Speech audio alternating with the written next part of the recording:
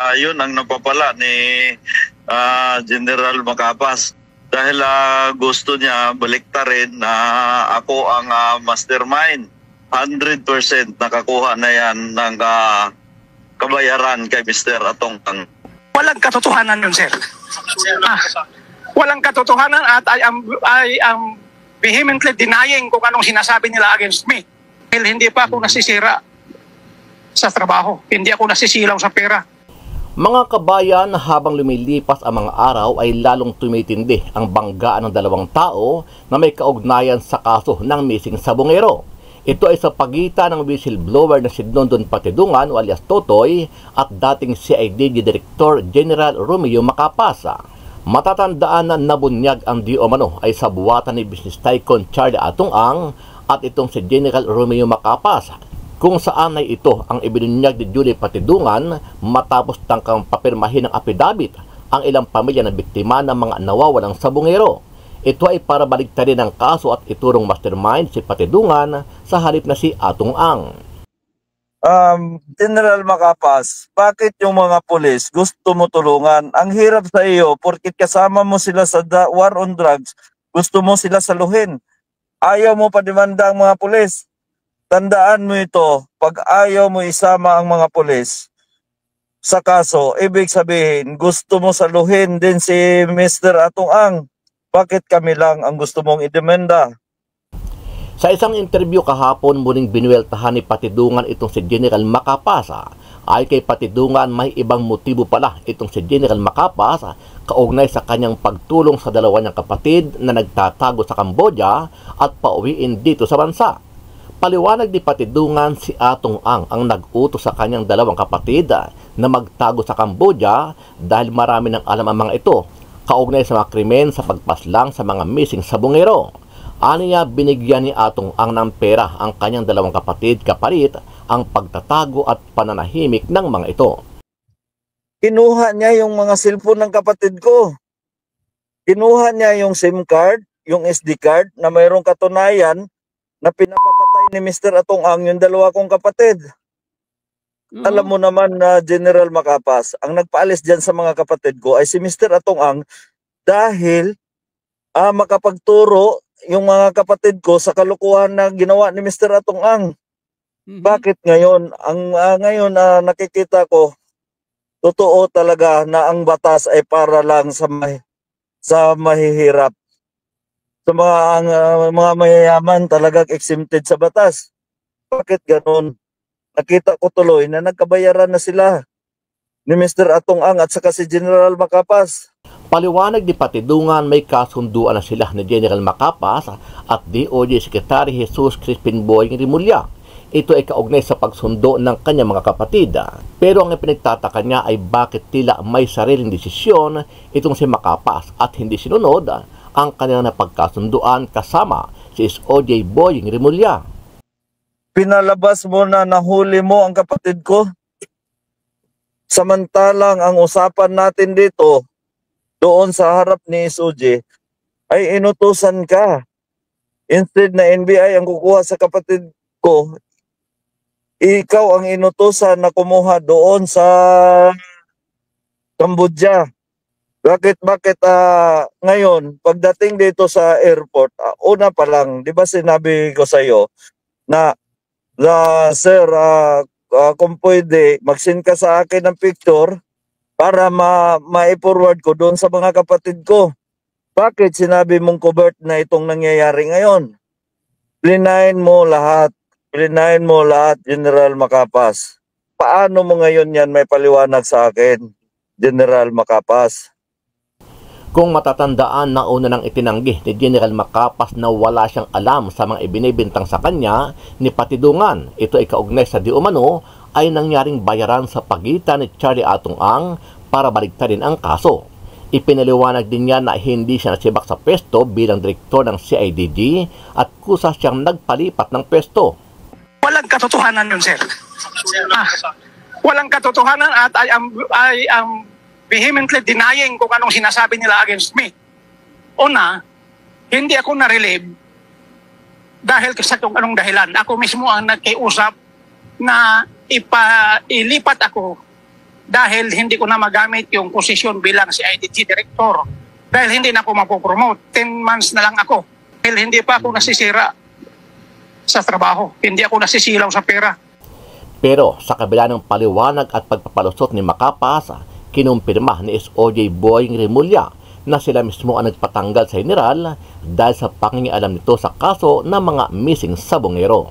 Kinumpirma ni Justice Secretary Boying Remulla na may isang pangkat sa hanay ng Criminal Investigation and Detection Group ng PNP na pinipilit umanong papirmahin ng mga pamilya ng missing sabongeros ng isang bagong affidavit. Una nang sinabi ni Remulla na upon recommendation, may isang direktor sa CIDG na narelieve sa pwesto dahil mayroon umanong ginawang aksyon na posibleng makakompromiso sa isinasagawang investigasyon. Kaya na-relieve na yung service director ng CIDG. Yung sinasabi ko service director na hihingi namin, yun, tinanggal na yung service director ng CIDG. Samantala kung nasilaw sa pera at nabayaran ng kampo nitong si Charlie Atong Ang, itong CIDG Director na si General Romeo Macapas, taliwas naman ito sa matapang at naging pahayag ng NAPOLCOM na si Commissioner Attorney Rafael Calinisan, kung saan ay sinabi niya na walang puwang sa kanilang opisina ang tumanggap ng suhol mula sa dalawang grupo na nauna nang nagtangka na bayaran siya at suhulan kapalit ang pagbaligtad sa kaso at iturong mastermind itong whistleblower na si Dondon Patidungan. Uulitin ho natin sa mga nagbabalak na aregluhin kami, huwag niyo na kong subukan. Hindi po kami nababayaran at hindi po kami takot sa inyo. Gagawin ho namin ang trabaho namin.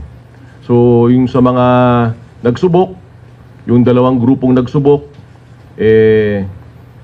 next time na lang po kayo. Wala pong puwang ang areglo sa kasong ito. Hindi po mangyayaring naareglo ang inyong National Police Commission.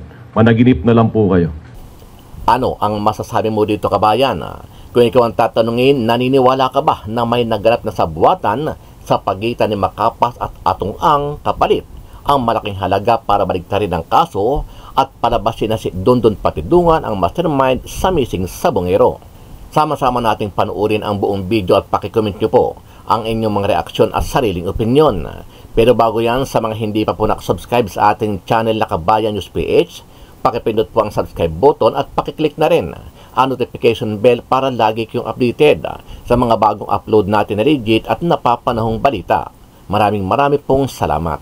Kinumpirma ni Justice Secretary Boying Remulla na may isang pangkat sa hanay ng Criminal Investigation and Detection Group ng PNP na pinipilit umanong papirmahin ng mga pamilya ng missing sabongeros ng isang bagong affidavit. Ang umano'y laman nito, tila binabaliktad ang kwento at ang itinuturong mastermind mismong ang whistleblower na si Julie Dondon Patidungan.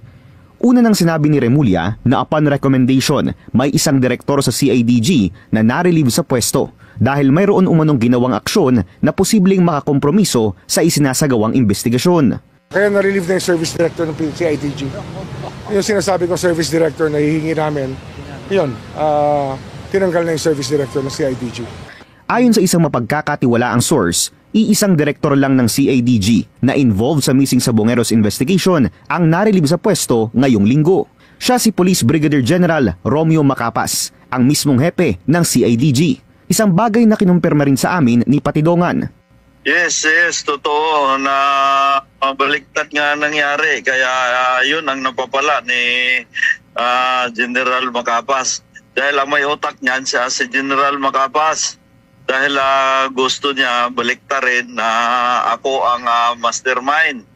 Dahil mayroong isang tao na nasa likod niyan. Pinapapunta sa CIDG sa opisina ni Macapas.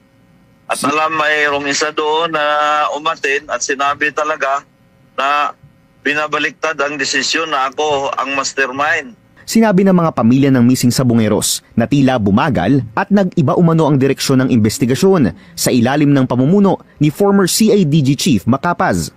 At nagpapasalamat umano sila kina SOJ Remulla at PNP Chief General Nicolas Torre dahil sa agarang aksyon patungkol dito. So, Sir Alias Totoy, parang lumalabas, parang naghihiganti sa si General Macapas, tama po ba? Hindi ko alam kung anong ipaghihiganti niya sa akin dahil ang ganda naman ng usapan namin doon. Nung samantalang kinausap siya ni SOJ Remulla. Paano Hindi ko alam kung anong kasalanan ko sa kanya.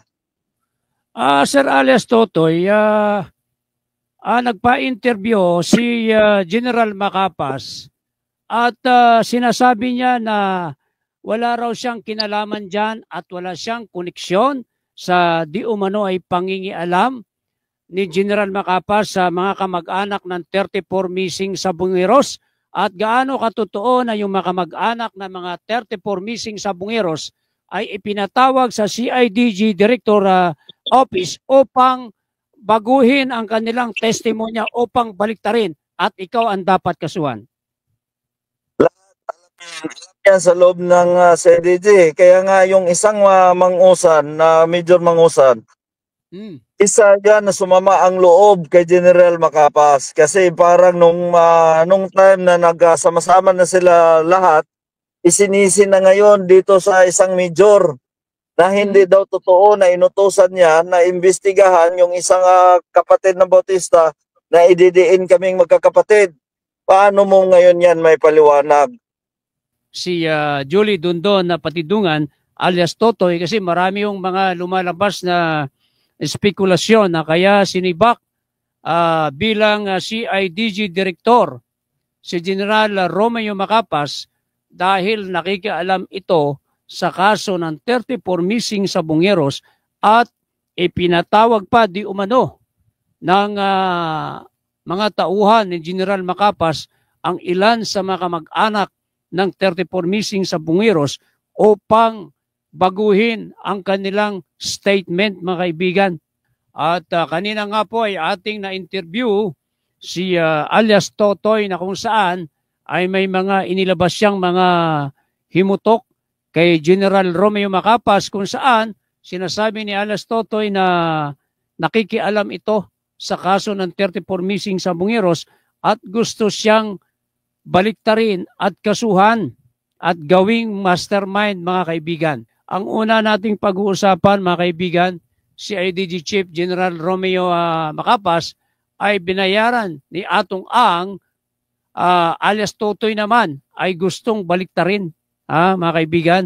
Napakagandang balita ito sapagkat ang inaasahan kasi ni Secretary Boying Rimulya ay magtuloy-tuloy ang kaso, makapag-build up ng mga matitibay na mga ebidensya laban sa mastermind ng 34 missing sabungeros.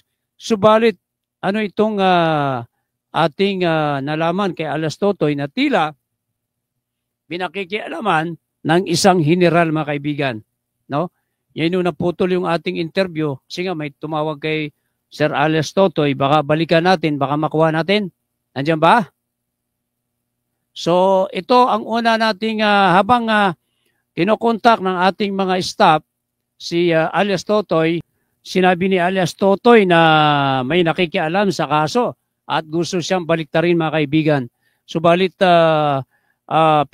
pinanindigan naman ni General Romeo Macapas na wala raw siyang alam at hindi siya nasisilaw sa pera, mga kaibigan. Bagamat dahil nga doon sa nakarating kay alias Totoy na at hindi lamang kay alias Totoy, maging kay DOJ Secretary Boying Rimulya na may mga kamag-anak ng mga 34 missing sabungeros na ipinatawag sa CIDG office kung saan ay pinapapalitan ang kanilang affidavit, yung judicial affidavit nila upang nang sa ganon ay mabaliktad at si alias Totoy ang kasuhan, mga kaibigan. Ang bigat, ano?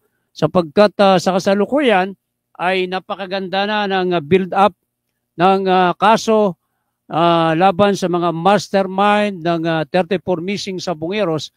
Tapos pangihimasukan nga naman ng mga opisyal na tila kumakampi pa kay Mr. Atong Ang. Kaya nga sabi ni alias Totoy ay yan ang napala ni General Macapas dahil kumbaga ay pinakikialaman niya ang kaso, mga kaibigan, no? At sayang na naputol yung ating interview kay alias Totoy dahil may tumawag sa kanya. At ang duda natin na may meeting sila kung kaya't di bale, sa sunod na araw interviewin ulit natin si alias Totoy upang makakuha tayo ng update. Pilipin mo, no? Pinatawag ng pulisya IDG Region 4A sa Laguna at yari na yung statement, yari na yung statement laban kay alias Totoy at babalik na rin na siya na yung mastermind. Grabe ano. Mabigat yung binitawang salita ni alias Totoy, mga kaibigan, na tumanggap na ng pera si General Romeo Macapas kay Atong Ang, kapalit nga naman ng pagtulong sa kaso ng mastermind ng 34 missing Sabongeros at para baliktarin yung statement ng mga testigo. Magkarambul-rambul yan kasi ilan yan? 34 yan. Magkakaibang perma yan no, sa mga statement nila, yung judicial affidavit nila, magkakaiba yan.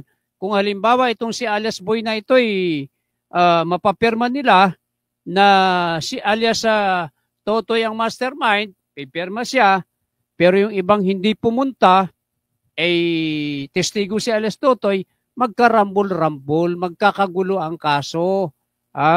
Kay General Macapas, gaano po ba katotoo yan? Na kayo'y nakikialam. At sabi ni alias Totoy, kayo tumanggap ng pera.